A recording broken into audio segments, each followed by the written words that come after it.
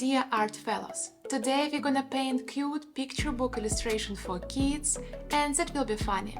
I prepared for you new brushes for doing that, so I hope you are ready. So our today's topic is picture book illustration for kids. My name is Inga Yun, I am an artist, freelance illustrator, and I am obsessed with watercolor, cute themes and magical stuff.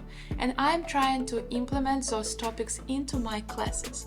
I hope you share the same passion with me and my classes would be interesting for you.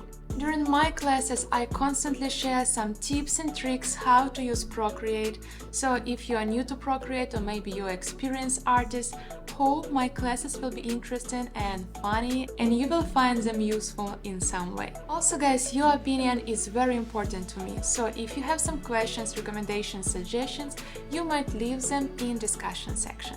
In our class, I'm gonna take you through the whole journey, my whole creative process. We will start from exporting all freebies into the Procreate, then I'll show you how to use my new brush set, and after that we will move to painting process and we're gonna explore the new style. I hope you're ready for doing that.